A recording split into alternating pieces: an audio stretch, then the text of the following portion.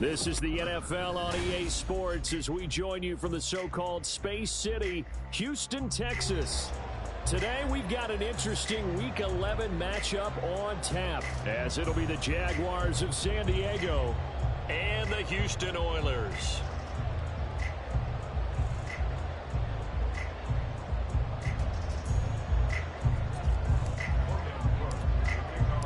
And we are underway from Houston.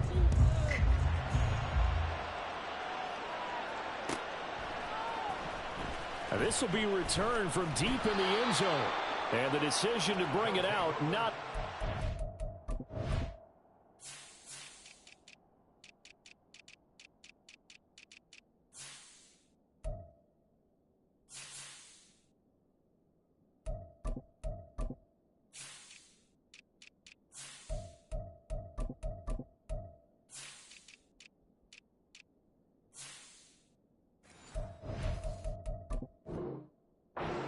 He's tackled at the 15.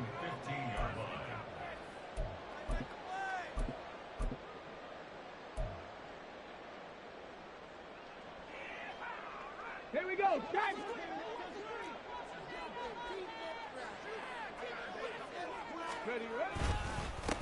They'll start on the ground with Pierce. They can't tackle him. And he's got it past the 30 before he's hit and dropped. An excellent way to start the drive there, 18 yards. Charles, they won last week despite him not running the ball well. They told us need to get him going. Runs like that help. And they talked to us about leaning on him because, as you noted, last week they didn't have to. Still won the ball game. They leaned on other people to give him the yardage that they needed, but they really want him to be that guy, and that's what they're doing early in this game.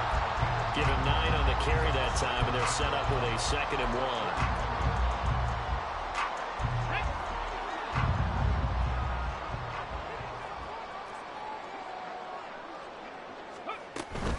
Another carry for Pierce. And nowhere to run on the interior of that defensive line. He'll get back only to the line of scrimmage. All right, Charles, we've spoken about this offense plenty, how great they've been all year. 9-0 now into the back half of the season. There he goes, left side. Touchdown, Houston. A big play there. Touchdown number 18 on the year. And the Oilers get the upper hand as they're on the board first here this afternoon. Fairbairn good with the extra point, and it's now a 7-0 game.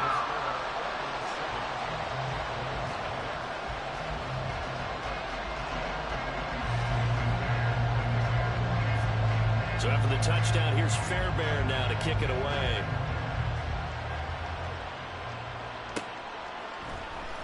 And this is going to be returned from the middle of the end zone.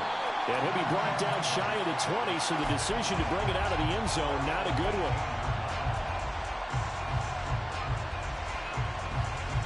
Lawrence bringing the Jaguars up 1st and 10 at their own 18.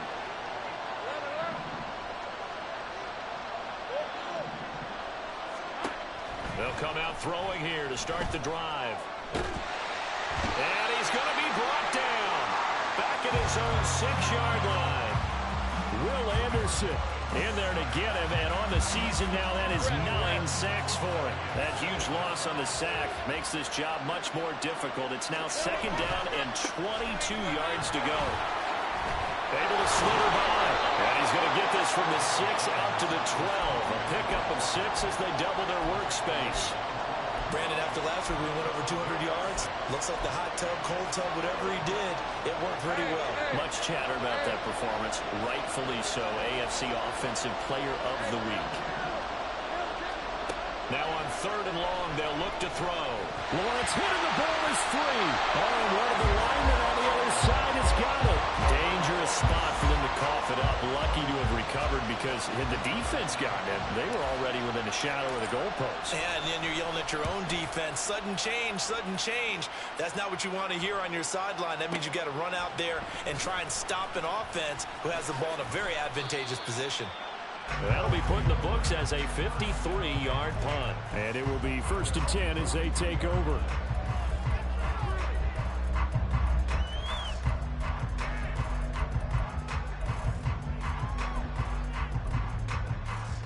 Houston's offense already at the line, set to get going. And you figure this should be a healthy, arrested, a focused unit, and they're working on a good winning streak. They had the week off last week.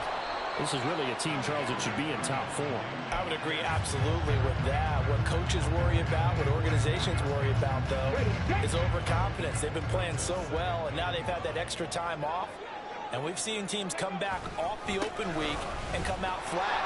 So what a lot of good coaches do is they kind of game plan for that with their teams. On defense, they may blitz more in the beginning to get them going. On offense, they may go more up-tempo. Anything to get them out of that lethargy right at the beginning. Ready.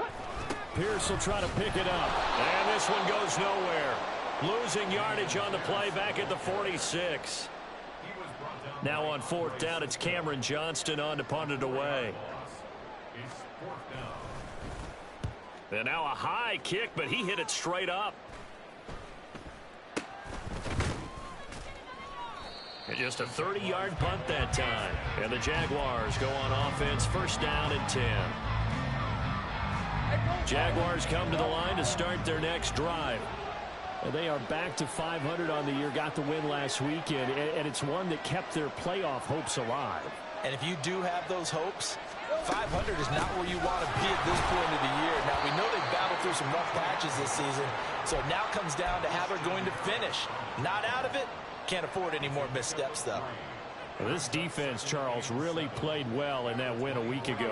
It was a little bit enlightening talking with the defensive coordinator about their performance last week because the feeling was that it was a good, solid performance. They did what they needed to do to get the job done and get the win, but definitely a few lapses that they're looking to correct. A gain of 3 last play. This time they double it and pick up 6. 2 yards still to go. 3rd down now. Lawrence. He's going to get that to his running back out of the backfield. And he is going to have a Jags 1st down by a couple of yards as they're able to get 4 there on 3rd and 2. From the 34 now, here's 1st and 10. On 1st and 10, it's Etienne. Takes it to about the 37.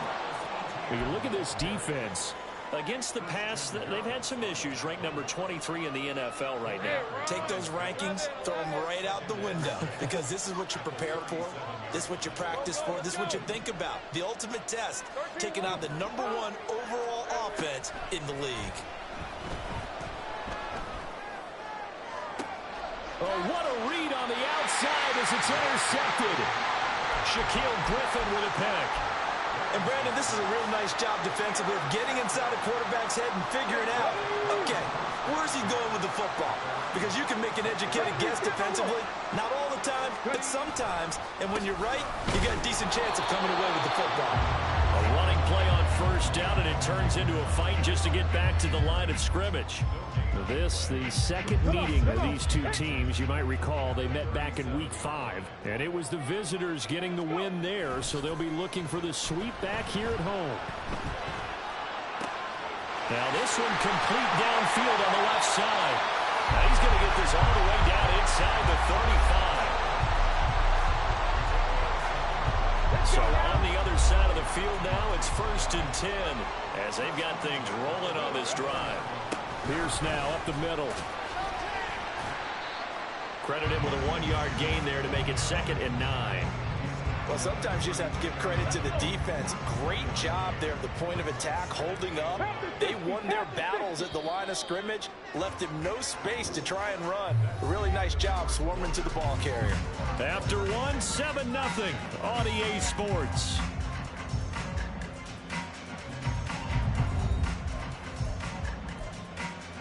Okay, ready? From the 32-yard line now, here's 2nd and 9. Go street.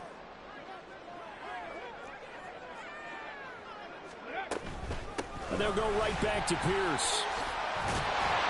And an excellent job of finding the opening as he's got this now all the way down to the 22. 43 yards on the ground for him now on 9 carries. Stroud to the air on 1st and 10. Swings this one out wide for Pierce. And he's tackled a yard short of the marker. Good gain of 9 on 1st down. 2nd down in the yard. Stroud delivers another one to Pierce. And he'll get it here to the 10-yard line. It's a 3-yard pickup, and that sets up 1st and goal.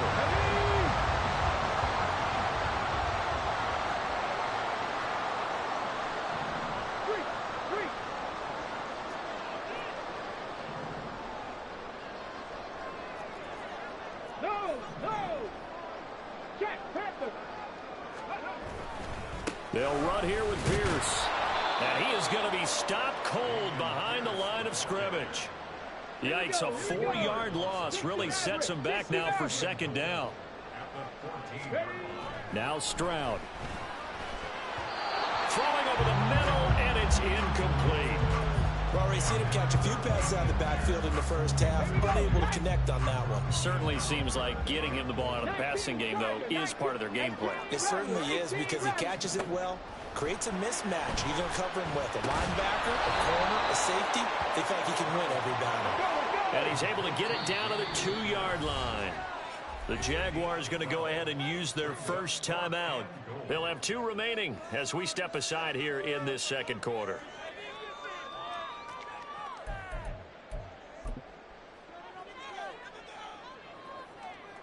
Can this defense hold them out? Here we go now. 4th and goal from the 2. 18 Cardinal, 18 Cardinal. Ready. They'll run for it with Pierce. And he's not going to get there. They tackle him at the 2. The run is turned away on 4th and goal from the 2. And the Jaguars are able to come up with a goal line stand. Jaguars come to the line to start their next drive. They've shown precious little here offensively thus far as they try again with a 1st down now. They go back to the air here after the INT on the last drive. And this will leave them a yard short. Nice pickup of 9 yards on 1st down. I know sometimes we can get fooled when we watch him make catches, as we just saw him do there, because he really looks like a wide receiver the way he goes about his business. Yeah, 230, 240 range. Yeah, not super huge. Maybe not counted on to be that inline point-of-attack blocker that we used to have in the good old days. But you can flex him out. You can run wide receiver routes with him. You can make him a primary target, and that's how he'll show the defense. And the running lane's non-existent in this first half as they'll stop him behind the line. It's a loss of 4. Now 3rd down. No surprise there, Jadeveon Clowney with a tackle for loss. We all know how he became one of the most famous players in football, though, don't we? Oh, that one play. Yeah, that one big-time play was on highlights everywhere. They want to see more of that here in the NFL. And it's not going to be enough here. A gain of 4, about 2 feet short of the marker, 4th down. Here's Logan Cook now as he'll kick it away for the 2nd time.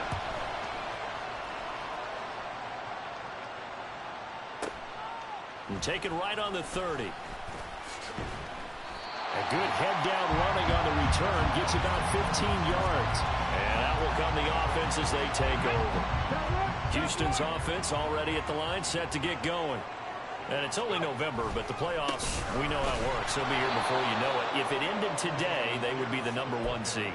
And that's a great spot to be in. but I love the phrase, if it ended today. And I'll guarantee you that's what they've discussed in their locker room, in their meeting rooms. Yeah, we know where we'd be if it ended today, but we also know it's not ending today. Right. So they've got to continue.